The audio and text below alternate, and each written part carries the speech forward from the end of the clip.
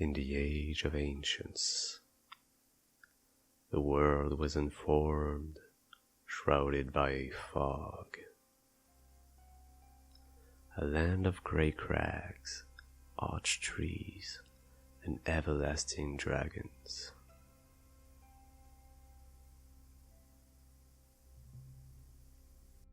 But then there was fire, and with fire came disparity.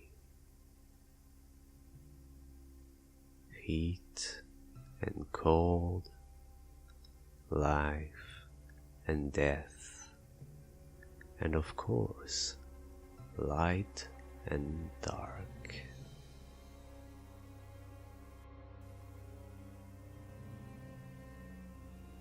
Then from the dark they came, and found the souls of lords within the flame.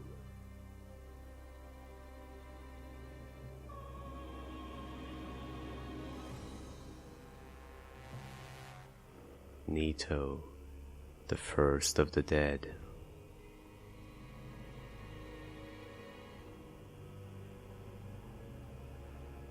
The Witch of Izalith and her Daughters of Chaos. Gwyn, the Lord of Sunlight and his faithful knights. And their furtive pygmy, so easily forgotten.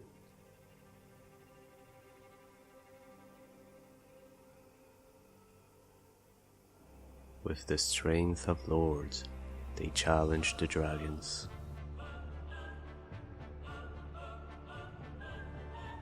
Gwyn's mighty bolts peeled apart their stone scales. The witches weaved great firestorms. Nito unleashed a miasma of death and disease, and Seath the Scaleless betrayed his own, and the dragons were no more.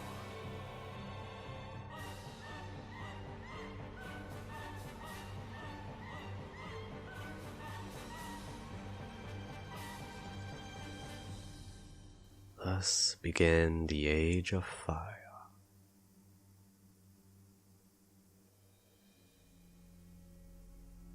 But soon the flames will fade, and only dark will remain.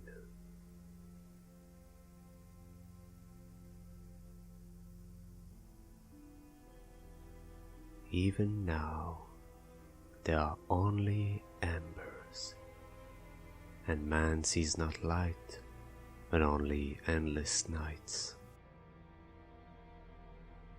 And amongst the living are seen carriers of the accursed dark side.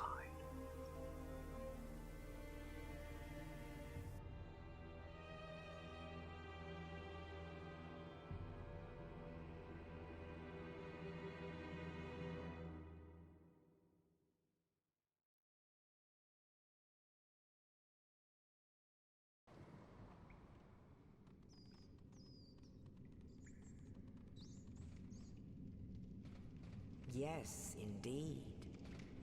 The dark sign brands the undead.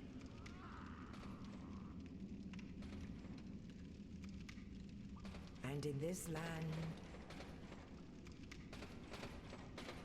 the undead are corralled and led to the north.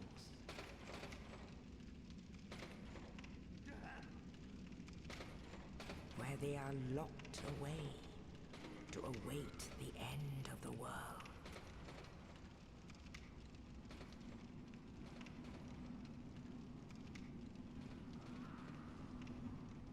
This is your fate.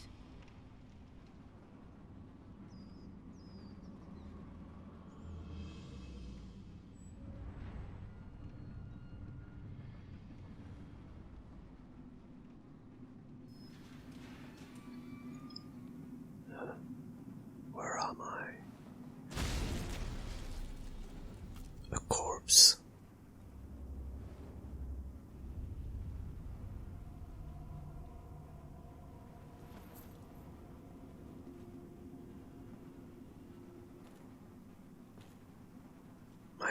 hurts a lot. Who is this guy? A key. So am I free? I am. This guy just saved me, whoever it was. Well, for the time being, that is.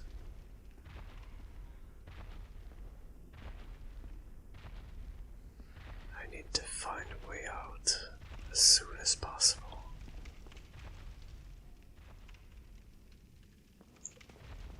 So many hollows in these corridors. Am I the only one with his sanity still there?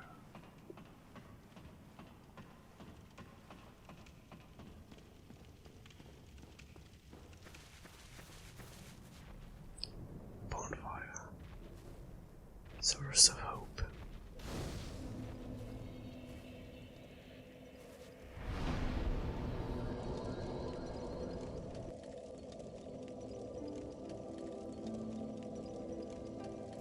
Greetings. It's Cobalt ASMR. Welcome to this first episode of the Whispering Pyromancer's journey. I do hope that you feel relaxed so far, for this is the purpose of this video. In this journey, we will follow the gloomy adventure of Zahir, a pyromancer from the Great Swamp, venturing his way through the dangerous world that is the Dark Souls franchise. And from time to time, during his pilgrimage, I will come and speak a bit about the game and its various ways at being absolute genius, or whatever comes through my mind in the process of making these videos.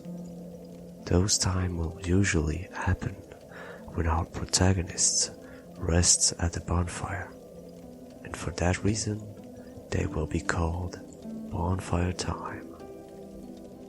As you might have noticed, I am myself a big Dark Souls fan, and a fan of all Hidetaka Miyazaki's games for that matter. I will try through the series to show as much of the game and its multiple intricacies. For example, I will try and do all available quest lines during the playthrough. I will also try to make the Pyromancer's character and story as faithful to the lore as possible. However, as most fans already know, Dark Souls lore is very cryptic and open to interpretation, making this quite difficult even to the most devoted lore enthusiast. So please do keep that in mind if you are one of them. You are welcome to comment on how this series could be improved, of course. I would be glad to read your thoughts about it. Now, since this is the very first video, I should introduce myself a bit. As you heard and read before, I am Cobalt ASMR, and I will try with this channel to appease you with soft speaking, whispering, triggers, and everything the typical ASMR channel should contain. Some videos will contain French, some will be French only, but these series will most likely remain fully English. Well, let's end the first bonfire time here. I do not want to hold you too much right at the beginning.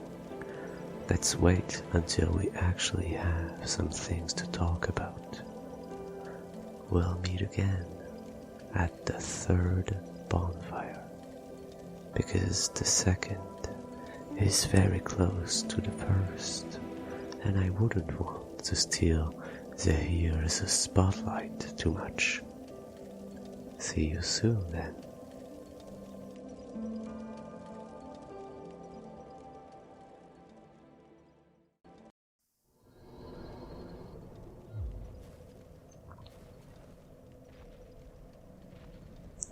Well, looks like there's only one way.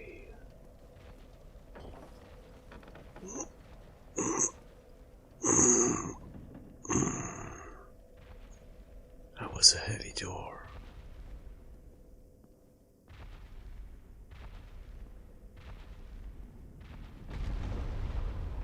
Oh man. This isn't the one I saw earlier. Ouch. There's an exit there. I should go. I made it. Let's hope we do not cross paths once again.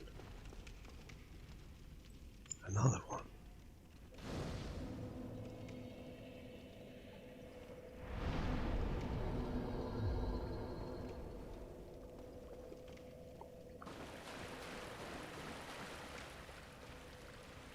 Who is shooting at me? A shield. Just what I needed.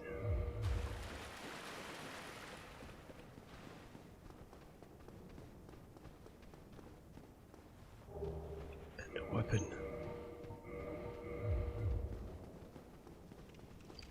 Get back here. I'll show you the fury of the Great Swamp.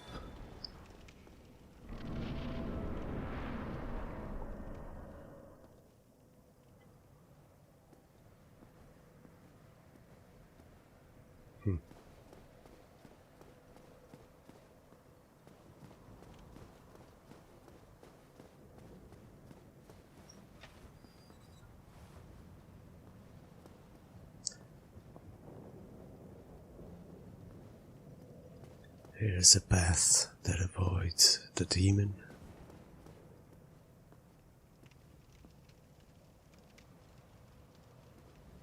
There's something upstairs. What is it? Oh no. Phew. Oh, you again. Still haven't had a chance to thank you. Oh, you. You're no hollow. Thank goodness. I'm done for, I'm afraid. I'll die soon, then lose my sanity. I wish to ask something of you. You and I were both undead. Hear me out, will you? Of course. What is it that you have to say? Regrettably, I have failed in my mission. But perhaps you can keep the torch lit. There is an old saying in my family. Thou who art undead art chosen. In thine exodus from the undead asylum, maketh pilgrimage to the land of ancient lords. When thou ringeth the bell of awakening, the fate of the undead thou shalt know. Well, now you know. And I can die with hope in my heart. Oh, one more thing.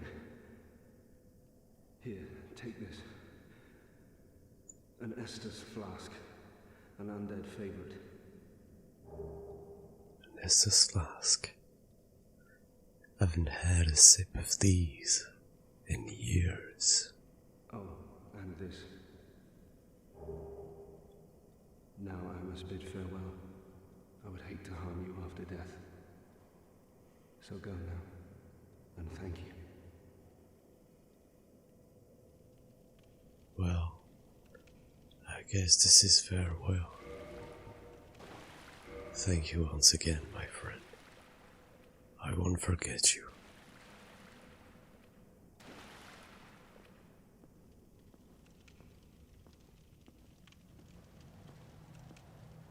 Maketh pilgrimage to the land of the lords. Ring the bell of awakening. What is all that? Is that even a thing?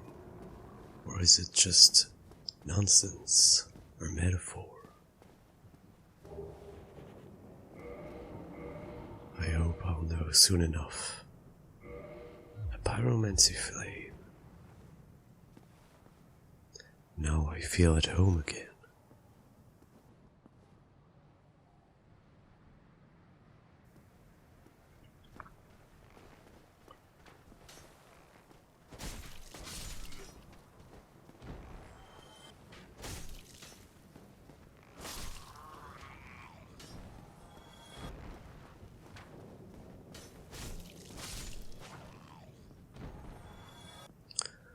Those really are ridiculous. They do not think even for a second.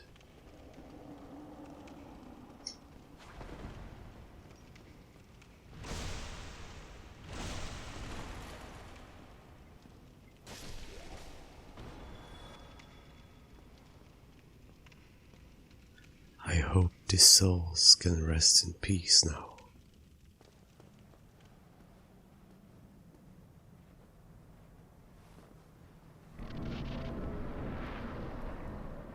There you are again.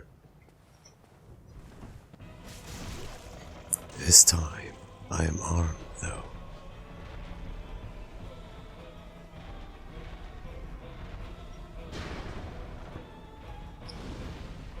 Let me show you the power of the swamp.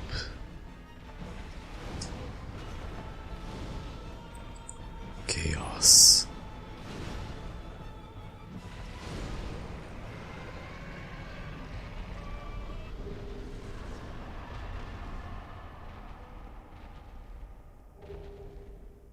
Even great demons bow before it. Judging by the sound, this wasn't the only one.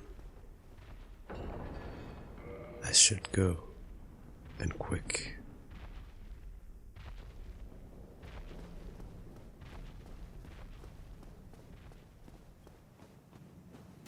Let's hope this doesn't lead to a dead end.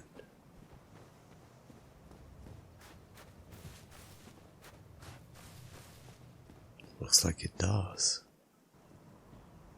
What am I gonna do now? Only in the ancient legends it is stated that one day an undead shall be chosen. Oh God.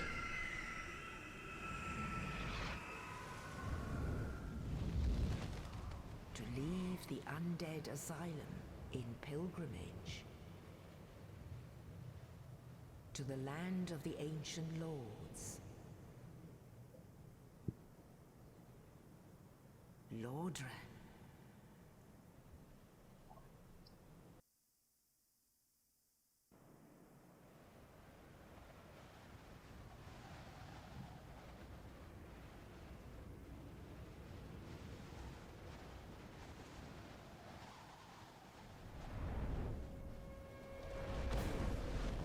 Ugh.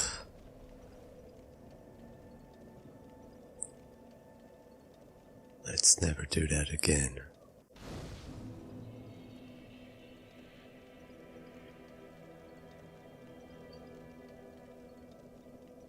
Fate seems to be in my side, for I am still alive and sane yet.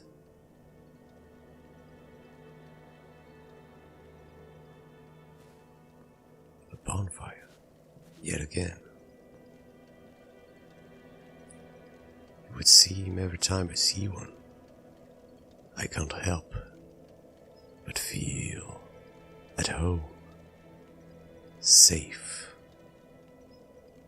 It's pretty much the only thing that makes me feel this again, outside of the Great Swamp.